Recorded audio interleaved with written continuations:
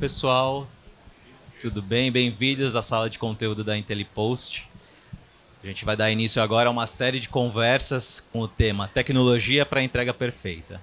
Nosso primeiro talk é o desejo da entrega perfeita. Como a tecnologia torna a logística de e-commerce mais rápida e eficiente. A busca pela excelência na entrega é um tema fundamental para qualquer liderança nos setores de e-commerce e logística. E é justamente essa busca que faz com que as empresas atinjam um nível de excelência nas suas operações, né? Então, assim, do clique no produto à entrega, as possibilidades oferecidas por sistemas automatizados, uma análise de dados em tempo real, faz com que as empresas tomem decisões mais assertivas. E para a gente entender como as empresas têm elevado a qualidade na logística, né, no seu sistema de entrega, recebo aqui Anderson Lima, gerente de transportes da Reserva. Bom dia. E Gabriel Drummond, COO e cofundador do grupo IntelliPost. Bom dia, obrigado pela presença de vocês. Então, para começar, eu queria que vocês dois falassem, respondessem uma pergunta aqui. Atualmente, quais têm sido os principais desafios enfrentados na busca por essa entrega perfeita para oferecer a melhor experiência para os consumidores?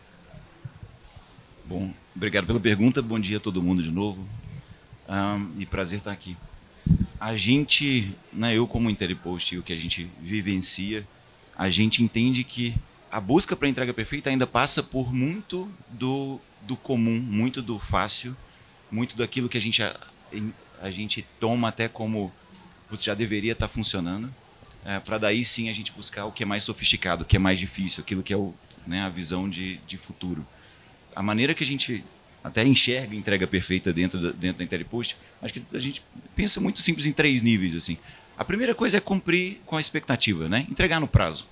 Por mais simples que isso seja, isso ainda não é comum.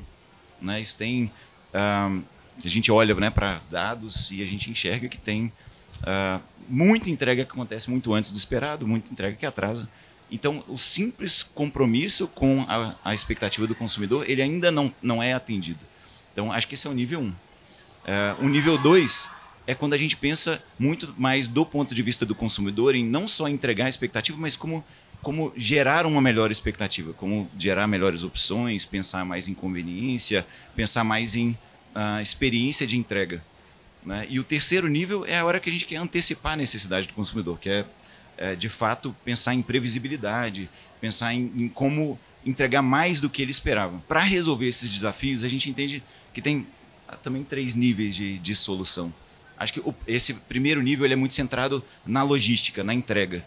Então, ele está centrado ali na garantir que os dados estão certos, estão na tecnologia, mas está centrado no time que é capaz de gerir aquilo, né? Os processos corretos, a visibilidade e permitir que as entregas de fato ocorram. O segundo nível, que é quando a gente está falando de centrado na experiência do consumidor, a gente tem que pegar isso e levar para um segundo nível, que envolve uma parceria muito mais próxima com as transportadoras. Acho que desde da escolha das transportadoras que estão preparadas para fazer isso, que tem um dado legal, que tanto trazem comprovação de entrega, que permitem uma visibilidade mais legal, mas também estão preocupadas com a experiência de quem está recebendo. E, claro, por debaixo dos panos tem que existir também a tecnologia que consegue transformar aquilo em insights, né, em como, de fato, usar isso da melhor maneira para entrega. E aí, naquele terceiro nível, que aí é quase já a visão de futuro, que eu acho que tem pouca gente no Brasil e talvez até no mundo que consiga fazer, que é a da entrega que antecipa a necessidade, que é preditiva, óbvio, muito pautada por tecnologia, mas precisa de mais de dados, né? Que a gente ouve demais sobre machine learning, sobre, enfim, todas essas tecnologias novas de inteligência artificial, mas elas só existem quando existe essa base de dados, esse histórico, essa visão de mercado que conseguem transformar aquilo de fato em predições, em insights que são confiáveis para daí sim melhorar a solução. Então, eu diria que acho que esses 3 níveis eles passam sempre por tecnologia, mas eles vão saindo de dentro de casa aquela visão de gerente de gestão de transporte, gestão de logística, para uma visão mais centrada no consumidor e mais em antecipação dessas necessidades. Perfeito. Anderson, por favor. Bom dia, pessoal. E continuando um pouquinho o que o Gabriel falou, eu acho que a questão do input da informação, ela é fundamental. Se a informação nasce errado do cliente, ela vai, no final, não ser entregue. Então, o conceito de entrega perfeita, ela não vai acontecer. Eu costumo falar que a entrega perfeita, ela passa por todas as áreas da companhia. Desde o nosso site, oferecendo o produto certo, no lugar certo. E aí, vocês percebam, hoje em dia a omnicanalidade está muito forte. A gente tem a questão de, esse produto vai sair do CD, vai sair da loja, de onde que esse produto vai sair? E se a loja recusar o pedido? Como é que vai funcionar a comunicação para essa entrega continuar sendo perfeita? Então tem esse ponto que a gente fala, tem o ponto do centro de distribuição para preparar o produto para ser a entrega perfeita, tem o ponto da integração do nosso sistema com o sistema TMS e, por consequência, do TMS com a transportadora, mesmo porque, gente, é aquele negócio. Para mim, a coisa mais fácil do mundo é entregar o produto para o motorista e o motorista entregar até o cliente. Fora os intempéries que a gente tem de tempo, trânsito, etc., pode ser que isso permeie um atraso em horas, mas não em dias. Quando a gente entrega errado, quando a gente inicia errado o processo, a gente finaliza errado. Então, eu acho que a entrega perfeita ela passa muito por uma questão empresarial, da empresa como um todo, do que para a logística. Porque, naturalmente, quando os empresários entendem que isso acontece, ele tira um pouco o peso da logística e coloca um peso em cima do sistema como um todo. E é o sistema que faz com que a entrega perfeita aconteça. Anderson, aproveitando, você citou agora diversas pontas, né, de todo esse processo. Eu queria saber de você, aproveitando, como essa integração de sistemas e plataformas tecnológicas ajudam a melhorar a comunicação e a coordenação entre esses diferentes agentes envolvidos na cadeia logística. Essa é uma ótima pergunta. Eu entendo que nós temos dois grandes interlocutores que não se conversam, mas têm um alinhamento muito forte. A gente tem o cliente, tendo todos os dados que ele coloca, o endereço, CEP, número de casa, ou então o número do apartamento, bloco. E a gente tem o transportador. Sistema, o cliente fez nascer errado o dado. Automaticamente o cliente não vai entregar, o transportador não vai entregar isso. Só que imaginem só como transportador agora, o transportador retorna para o sistema dele uma informação errada. É um endereço não encontrado e ele coloca ausente. Como é que a empresa vai tratar isso daí? Eu vejo muito que a questão sistêmica de integração, ela passa por confiabilidade de dado, velocidade da informação, mas principalmente no tratamento que nós fazemos disso. As empresas elas costumam muito pensar no efeito e não na causa. O efeito efetivamente é chegar e entregar o produto. Mas a gente se fez a pergunta, por que aconteceu isso? O que eu poderia fazer diferente no meu site para eu checar o CEP? Para eu, de repente, não deixar o cliente complementar o pedido se ele não colocar o complemento de apartamento ou então um número. Eu acho que isso seria fundamental. Da mesma forma, o transportador. Será que a gente cobra adequadamente o transportador que informa o motivo errado? Lembrando sempre, quando a gente fala de entrega perfeita, eu vou voltar um pouquinho na pergunta número 1, a gente quer entregar de uma forma rápida ou então dentro do prazo, como você falou, né, Gabriel? Tem que ser dentro do prazo. Mas, principalmente, comunicando o cliente. Pô, se eu tenho um painel, e dentro da minha empresa a gente usa muito um painel online com um transportador. O transportador informa um motivo, o meu painel vai utilizar as vias de comunicação que eles têm para entrar em contato com o cliente. Imagina só, o transportador falar que é um cliente ausente, a gente liga para o cliente fala assim, estou em casa. A experiência passa a ser horrível.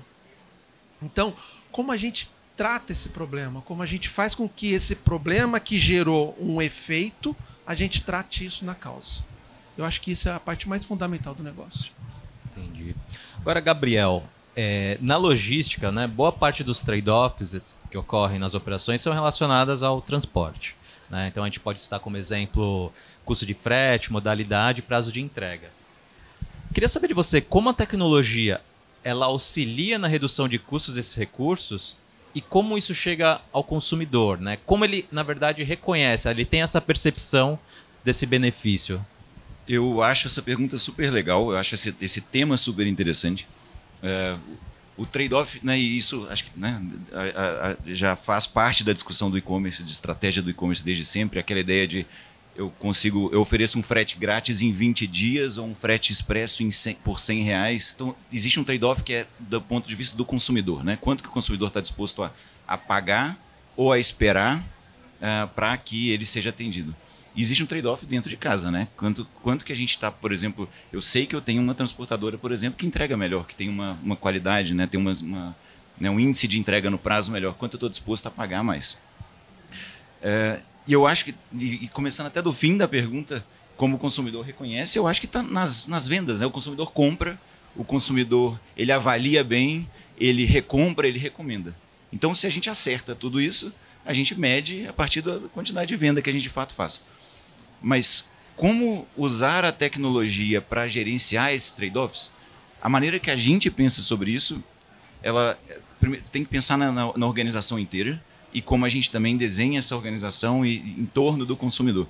Então, a primeira coisa que a gente faz é a gente permite o desenho do menu de frete, né? Então, se a gente está pensando em entregas, o que a gente tem que traduzir isso nas opções adequadas para o consumidor, para que aquele consumidor, para aquela compra, naquele período, ele tenha ali as opções que permitam que ele escolha entre, eu decido pagar mais, quero o frete mais rápido, quero o frete mais barato, quero o mais conveniente, o mais perto da minha casa, quero buscar na loja, né, que eu acho que a reserva faz muito. Então, esse desenho do menu de frete. Mas a segunda coisa é, olhando para dentro de casa, como a gente viabiliza que esse menu de frete, de fato, seja executado. E aí é pensando, sim, para a logística, para o transporte, né? Então, para cada opção que eu estou dando para o consumidor, dentro de casa, eu tenho que otimizar, eu tenho que fazer ali o leilão, né?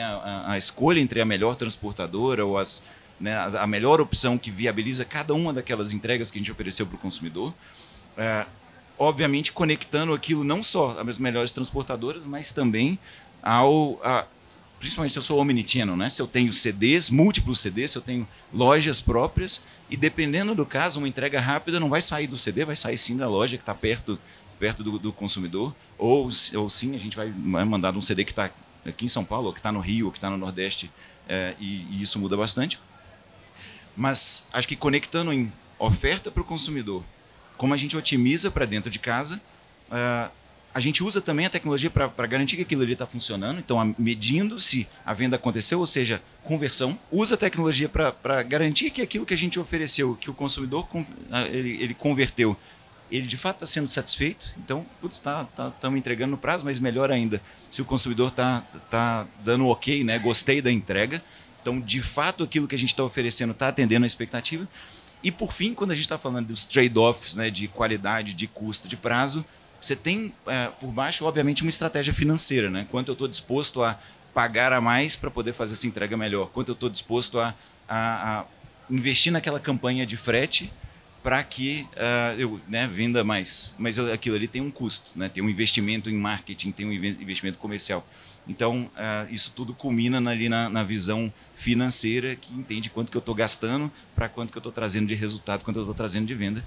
Então, acho que isso empacota uma visão mais holística, assim, de como usa a tecnologia para pensar nesses trade-offs e traduzir isso em resultado. Perfeito. Agora eu queria ouvir de vocês dois um tema muito importante, que é justamente a adesão do mercado em relação à tecnologia. Segundo o Índice de Produtividade Tecnológica de Logística, ainda hoje tem uma baixa adesão às tecnologias de gestão de transporte. Apesar de 76% das empresas terem um setor específico para gerenciar o transporte, só 20% dessas companhias utilizam um sistema de gestão de transporte. Para vocês, o que essa baixa adesão pode gerar no mercado num médio prazo?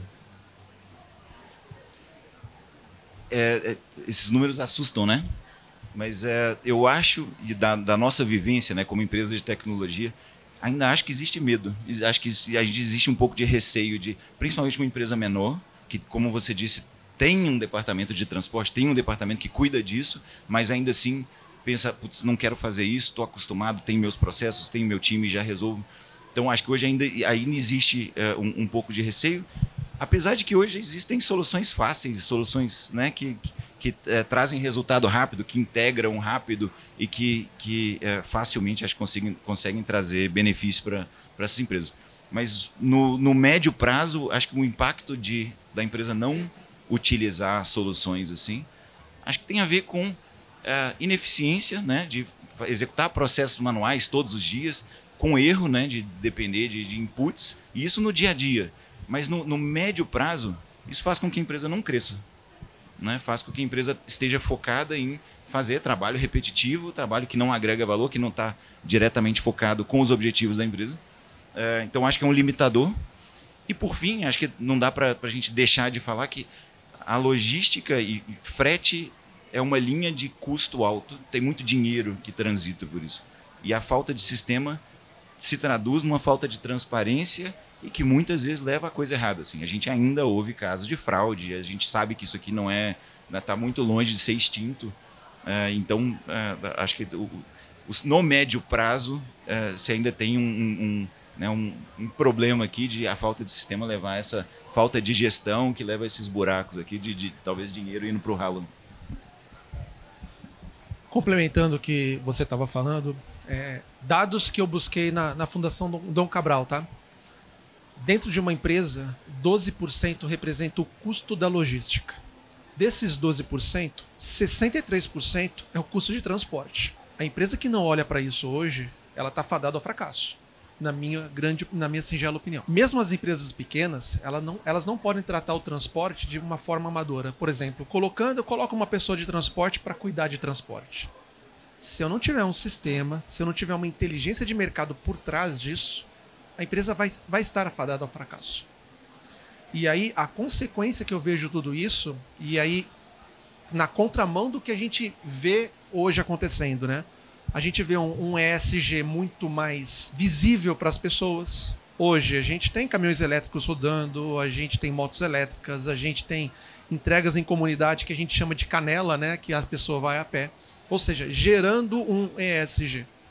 Agora, se a gente tratar o transporte de uma maneira simplória, a empresa ela vai estar fadada ao fracasso realmente. Os dados são muito significativos. Acho que fora do sistema, a gente tem a operacionalidade do negócio. E pensando no sistema, se a gente tiver uma roteirização correta, a gente vai conseguir integrar os canais de last mile, de first mile, de coleta de loja, de transferência entre loja, de logística reversa. Se eu estou mandando um motorista para um determinado bairro, ele pode pegar todas essas modalidades de frete e fazer de uma maneira. Por que eu deveria mandar 5 carros diferentes? Então imagina só ter um sistema que permeie todas essas modalidades e que faça eu agregar isso tudo a um motorista. Todo mundo vai ganhar com isso. Eu vou economizar combustível, eu vou efetivamente economizar muito na questão de ESG, eu vou monetizar, mas o motorista que eu monetizo ele por operação, e eu faço com que a tarifa da empresa seja menor. Qual a consequência disso também, gente? Vai chegar um custo, um produto mais talvez barato para o cliente. No final, o que a gente quer é isso. Que o produto ele chegue mais acessível para o cliente consiga usar a nossa marca e que ele fique feliz com isso. Acho que esse é o principal recado dessa pergunta. Nessa adoção ainda de tecnologia, especialmente por parte das pequenas empresas, né, uma dúvida que surge. O preço da adoção dessas tecnologias, de implementação desses sistemas, é algo que pode assustar principalmente as pequenas e médias empresas e afastar esse tipo de produto para otimizar o processo? Eu entendo que não. Eu entendo que não assustaria se ele pensasse a médio e longo prazo. Normalmente, algumas empresas elas pensam num curtíssimo prazo, num payback de 1 ano. Não se paga em 1 ano. Eu acho que a questão tecnológica é uma questão de construção. Quando você começa a construir as coisas, galgando degrau a degrau, você consegue enxergar que no médio e longo prazo você vai ter um ganho, na esfera de alguns milhões, eu posso dizer para você. Fazendo com que a empresa cresça mais com isso também. E aí tem uma outra coisa intangível que é, quando eu comunico melhor para o cliente, quando eu faço a operação sistêmica melhor e o cliente enxerga isso, ele volta a comprar com a gente. Ele tem uma confiabilidade melhor no negócio. Quando ele não enxerga, de repente o produto chega depois e ninguém fala nada, cara, ele perdeu completamente a confiança. E aí um dado que eu tenho, que é o seguinte, a entrega no prazo faz com que o cliente gere uma recorrência de compra. Quando ele não entrega no prazo, e isso é um dado que a gente tem, apenas 1,16% do cliente volta a comprar com a gente. Perceba o quanto é importante, o quanto é sensível com ele, só o fato da gente entregar no prazo. Só que, e se eu não comunicar para ele? Entregando no prazo ou não, o cara não vai voltar a comprar com a gente. Então, hoje ainda é muito visto como gasto e não investimento. Exatamente. Esse processo. Né? Exatamente. Que eu mesmo como consumidor é muito frustrante. Né? Entrega em 2 dias e aí não chega em 5, eu já começo a desconfiar. Né? Muita confiança do consumidor, ela baseia esse mercado. Né? Fundamental. Gerar previsibilidade. Acho que a questão para o cliente é ele ter uma previsibilidade. E mesmo que a experiência não seja boa, mesmo porque a gente não vai acertar em 100%. Vai ter aquele erro de entrega. Mas se eu comunicar que existiu erro e que no dia seguinte eu entrego, pode ser que eu amenize um pouco isso. Não vai matar o problema, mas eu amenizo. E aí que eu falo muito de, voltando à pergunta que você fez, como é que eu estou tratando a causa disso? Eu só trato a causa disso se eu tiver um sistema robusto que me dê números para eu tratar. Então imagina só uma empresa que não invista na tecnologia, não invista na questão de integração. Ela não consegue saber aonde que ela vai tratar o problema. Perfeito. Bom, a gente vai se encaminhando para o fim desse painel. Queria agora uma resposta dos dois para uma pergunta final. Né? Como vocês imaginam a experiência de entrega ideal nos próximos 5 anos e como justamente as empresas podem se preparar para aproveitar essas oportunidades? É um sonho, né? Eu acho que a gente vai sonhar um pouquinho agora, né? E esses 5 anos, para mim, ele se traduz nos próximos 2, tá? Vou ser muito sincero. O princípio da omnicanalidade, ela tá muito forte. Então, eu enxergo daqui a um tempo a gente não tenha mais aqueles grandes CDs que a gente enxerga hoje. Inicialmente, as lojas, sem sombra de dúvida, elas foram simplesmente concebidas para atender o salão, cliente físico. Só que agora ela passa a ser um hub. Ela está muito mais próxima do cliente do que um centro de distribuição. Então eu vejo essa forma como uma forma muito contundente de entrega e aí associando a isso um semi-day, um next day e principalmente sonhando com um semi-hour. Por que não o cliente comprar agora e receber em 1 hora? Ah, Anderson, você está falando num raio de quanto? De 5, de 10? Não, eu estou falando num raio municipal. Por que não? Vamos pegar uma moto e vamos entregar esse produto. Vamos fazer alguma coisa personalizada, customizada para ele. Eu acho que o cliente exige muito isso da gente, algo customizado, algo personalizado. E aí, sonhando um pouquinho mais alto, eu vejo muito o D2C como um caminho muito forte. Ou seja, para que eu vou ter um intermediário chamado CD? Eu tenho que produzir na fábrica, levar para o CD através de um transporte, depois levar para um centro de operações para depois entregar para o cliente. O que eu tenho que fazer para tirar do fabricante e levar direto para o consumidor? Aí é uma pergunta que eu faço para vocês até mesmo para a gente pensar. Por que não? Qual é a dificuldade que a gente vai ter nisso? Algumas empresas já estão fazendo, já iniciaram. E ela vai sair na frente. Para mim, toda a questão de varejo vai começar a pensar muito no D2C. Perfeito. Gabriel, suas considerações. Acho que quando a gente ouve a pergunta de o que a gente espera para 5 anos, a primeira coisa que vem em mente é vamos falar de entrega por drone, vamos falar de impressora 3D e nem precisa fazer entrega. E quando a gente olha para a realidade e de maneira mais pragmática, acho que a gente ainda está longe de ter talvez o dia a dia funcionando, e eu concordo muito com o que o Anderson trouxe, né? de pensando no consumidor, desenhar a experiência, né? para atender da melhor forma. Hoje, acho que alguns exemplos, assim, a gente olha para a nossa base de clientes, né? A Intelipost tem quase 700 clientes, mais de 60% das entregas são feitas antes do prazo. por um lado, isso pode ser visto como, putz, olha que coisa legal, né? Surpreendeu. Mas na prática isso é uma ineficiência, né? A gente não sabe quantas vendas a gente deixou de fazer porque a gente está prometendo um prazo alto. Mas, por outro lado, ainda mais de 10% também chegam depois do prazo.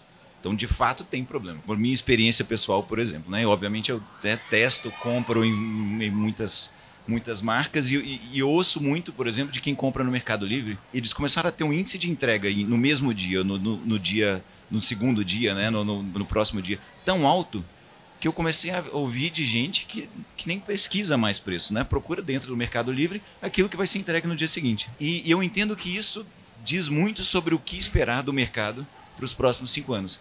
É essa certeza, essa garantia, é ter uma expectativa, setar uma expectativa muito alta com o consumidor, que a expectativa do consumidor está subindo, e garantir que isso vai acontecer. Então tem um lado que quer mais de viabilizar que isso vai funcionar, então prometer algo muito legal e garantir que isso funciona. Tem um lado de desenhar a empresa inteira, eu acho que é isso que você estava trazendo, né? De desenhar a empresa inteira em torno da experiência do consumidor, né? Um dos termos na moda de customer centricity, né? O consumidor no centro de tudo que a gente faz. Então, não só executar bem, mas fazer da maneira que o consumidor queira. E aí, acho que, por fim, obviamente, isso só se viabiliza através da tecnologia, dos dados, se o Mercado Livre consegue fazer isso bem, porque tem um volume imenso, como, né, nós, talvez, como restante do mercado e, né, Reserva, Arezzo e outras empresas, nos organizamos com tecnologia, com os dados, para permitir que isso aqui aconteça, para daí sim viabilizar essa experiência ótima. Então, acho que para os próximos 5 anos, o que eu imagino é que, agora tirando o chapéu e falando mais como consumidor, que a gente seja cada vez mais surpreendido, que a gente seja atendido, que a gente consiga comprar qualquer coisa em qualquer lugar para entregar a qualquer momento e saia sempre feliz. Perfeito, né? Então acho que a conclusão, essa previsibilidade, essa gestão eficiente, ela traz um benefício tanto para o consumidor quanto para a empresa que consegue gerenciar melhor os seus processos, né? Bom, a gente chega ao final. Gostaria de agradecer você, Anderson. Gostaria de agradecer, Gabriel, pelo compartilhamento das experiências aqui, dos conhecimentos.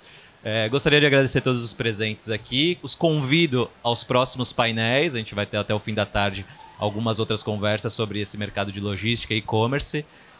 Um bom dia. Voltem, se possível. Obrigado.